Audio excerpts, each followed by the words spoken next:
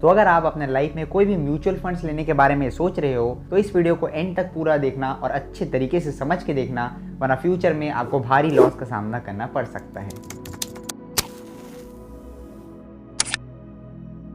तो वैसे तो इन्वेस्टमेंट के पॉइंट ऑफ व्यू से म्यूचुअल फंड्स एक बहुत ही बेहतरीन चॉइस है जो लॉन्ग टर्म में आपको बहुत अच्छा रिजल्ट दे सकती है। लेकिन वहीं अगर आपने गलत म्यूचुअल फंड्स को सिलेक्ट कर लिया, एक गलत म्यूचुअल फंड्स को परचेज कर लिया, तो भैया आपके पैसे बढ़ेंगे कि नहीं ये तो मैं नहीं बोल सकता, लेकिन हाँ आपके पैसे घट ज़रूर और डेफिनेटली सकते हैं। तो इसलिए कोई भी म्यूचुअल फंड्स को खरीदने से पहले आपको कुछ इंपॉर्टेंट पॉइंट्स है जिसके बारे में आपको अच्छे तरीके से पता होनी चाहिए। तो चलो एक एक करके अब वो सारे पॉइंट्स को अच्छे से एनालाइज करते हैं और इसको समझते हैं।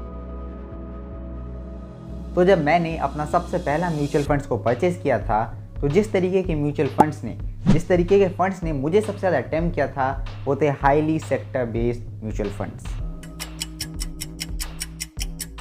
तो वैसे देखा जाए तो इस तरीके के फंड्स का कोई अच्छा खासा ट्रैक रिकॉर्ड नहीं होता है, लेकिन स्टिल ये आपको बहुत ज़्यादा, बोल सकते हैं सबसे ज़्यादा एवरेज एनुअल रिटर्न ऑफर करती है और आपको प्रोवाइड करती है। जहाँ बाकी म्यूचुअल फंड्स आपको मैक्स टू मैक्स 22 से 24% का एवरेज एनुअल रिटर्न दे सकती है, वहीं ये फंड्स आपको 70 से 80% का एवरेज एनुअल रिटर्न ऑफर करती है। लेकिन ट्विस्ट की बात तो ये है कि जब आप इस फंड्स में थोड़ा अंदर जाओगे, उसके बारे में थोड़ा रिसर्च करोगे और उसको अच्छे से एनालाइज करोगे और उसके पास्ट परफॉर्मेंस को थोड़ा चेक करने की कोशिश करोगे, तो अब आपको पता चलेगा कि भाई साहब इस फंड का ना तो कोई पास परफॉर्मेंस है और ना ही कोई पास डेटा। ये फंड आपको 70% का रिटर्न देकर एक साल में आपको पूरी तरीके से चढ़ा सकती है, वहीं दूसरी साल 0% का रिटर्न देकर आपके सारे पैसे डुबा भी सकती है।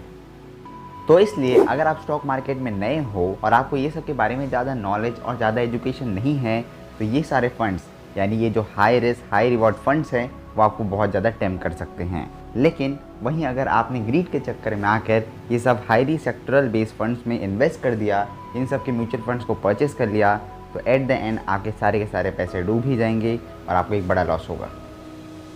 तो इसलिए चाहे कितने भी टेम्प्टिंग क्यों ना लगे, आपको एकदम हाईली सेक्टरल बेस्ड फंड्स को डेफिनेटली अवॉइड करना चाहिए। तो जब भी आप कोई भी म्यूचुअल फंड्स को परचेस करते हो या फिर बाय करते हो, तो वो फंड आपसे एक पर्टिकुलर फ़ी को चार्ज करता है उसको मेंटेन करने के लिए, और उस फीस को एक्सपेंस रेशियो बोलते हैं। जिस फ़ी को ये फंड आपसे डायरेक्टली नहीं लेता, बल्कि आपके इन्वेस्टमेंट से ही धीरे धीरे करके अपने सारे फीस को ले लेता है। तो वैसे तो मैक्सिमम म्यूचुअल फंड्स के सारे एक्सपेंस रेशियो ऑलमोस्ट 1 से 2% तक के ही होते हैं, लेकिन जब आप सालों के लिए इन्वेस्ट करते हो, सालों तक यानी 15-20 साल इवन 30 सालों तक आप अपने पैसे को कंटिन्यूसली इन्वेस्ट करते हो, तो आपका पोर्टफोलियो लाखों इवन करोड़ों रुपए तक का हो जाता है। तो इसलिए तब ये 1 से 2% का ही एक्सपेंस रेशियो भी आपके लिए लाखों रुपए के घाटे का सौदा हो जाता है। तो इसलिए आपको एक ऐसे म्यूचुअल फंड्स में इन्वेस्ट करना चाहिए जो कि अच्छा तो हो ही, लेकिन उसके साथ ही साथ उसका एक्सपेंस रेशियो भी कम हो। तो अब बात करते हैं इस वीडियो के सबसे इंपॉर्टेंट पॉइंट्स की, जो कि है direct mutual funds versus regular mutual funds. आप कोई भी म्यूचुअल फंड्स को दो तरीके से बाय यानी कि परचेस कर सकते हो। यानी कि म्यूचुअल फंड्स को खरीदने के दो तरीके के प्लान्स अवेलेबल है मार्केट में। एक तो होता है रेगुलर म्यूचुअल फंड का प्लान और दूसरा होता है डायरेक्ट म्यूचुअल फंड का प्लान।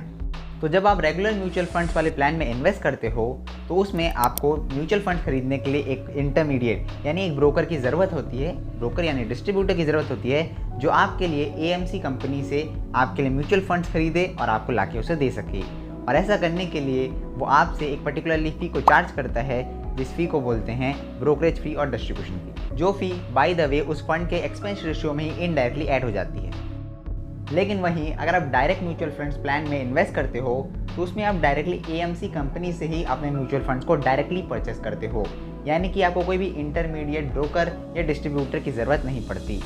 यानी नो डिस्ट्रीब्यूटर इज़ नीडेड। तो इसके कारण ये होता है कि आपको कोई भी डिस्ट्रीब्यूशन फीस देने की कोई भी ज़रूरत नहीं पड़ती, और एज अ रिज़ल्ट आपका एक्सपेंस रेशियो हमेशा बाकी म्यूचुअल फंड से कंपैरिजन कम रहता है। तो इसलिए कंक्लूजन यही है कि direct plan mutual funds regular plan mutual fund से ज़्यादा बेनिफिशियल और ज़्यादा अच्छा है, क्योंकि इसमें आपको कोई भी डिस्ट्रीब्यूशन फ़ी देने की कोई भी ज़रूरत नहीं पड़ती और आप उससे बच जाते हो। हाँ, वैसे देखा जाए तो ये फीस केवल 1 से 2% तक की ही रहती है, लेकिन ये फीस आपको आपके प्रॉफिट और आपके इन्वेस्टमेंट दोनों में ही देनी पड़ती है। तो इसलिए अगर लॉन्ग टर्म की बात किया जाए तो आप रेगुलर म्यूचुअल फंड्स की जगह अगर आप डायरेक्ट म्यूचुअल फंड्स में अगर आप इन्वेस्ट करोगे तो इस तरीके से आप अपना लाख रुपए बचा सकते हो और अपने बहुत सारे पैसे सेव कर सकते हो। आपको कोई भी म्यूचुअल फंड्स खरीदने से पहले उस फंड्स के बारे में अच्छे से रिसर्च कर लेना चाहिए, उसके पास्ट परफॉर्मेंस को अच्छे तरीके से एनालाइज करना चाहिए। उसके बाद आपको ऐसे ही म्यूचुअल फंड्स में इन्वेस्ट करना चाहिए जो अपने इन्वेस्टर को कई सालों से, पिछले कुछ सालों से कंसिस्टेंटली अच्छा रिटर्न प्रोवाइड कर रहा हो।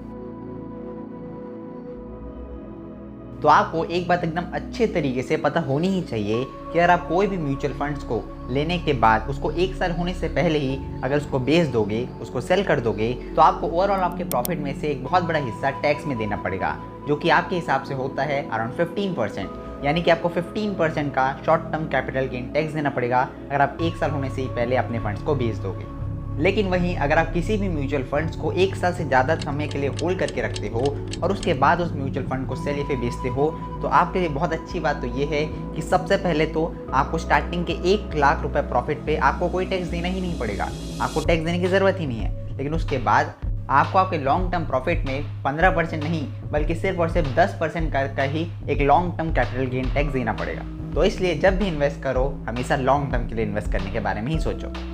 क्योंकि investing is a long term game. और एट द एंड में आपके लिए सबसे ज़्यादा फाइनल टिप यही है कि ये म्यूचुअल फंड से मेरे भाई यहाँ फ्लक्चुएशंस एकदम नॉर्मल है और आप चाहो ना चाहो फ्लक्चुएशंस हमेशा मार्केट में होते ही रहेंगे। सो इसलिए अगर आप पैनिक मोड में आके जब मार्केट डाउन रहेगा, अगर आपने उस समय अपने फंड्स को सेल कर दिया, बेच दिया, तो आपका प्रॉफिट तो छोड़ो, आपका लॉस होना तय है, ये तो गारंटी सी बात है। लेकिन वहीं अगर आप पेशेंस रहे, जब मार्केट डाउन रहा उसके बाद भी आपने होल्ड करके रखा, तो at the end of the day आप हमेशा प्रॉफिट में ही रहोगे। तो आपको हमारा कंटेंट कैसा लगा आप हमें कमेंट करके ज़रूर बताइए। अगर आपको हमारा वीडियो सही में अच्छा लगा हो तो इस वीडियो को लाइक कीजिए, और अगर आप फ्यूचर में ऐसी वीडियोस और देखना चाहते हो तो इस चैनल को सब्सक्राइब कीजिए और बेल नोटिफिकेशन को ऑन कर दीजिए।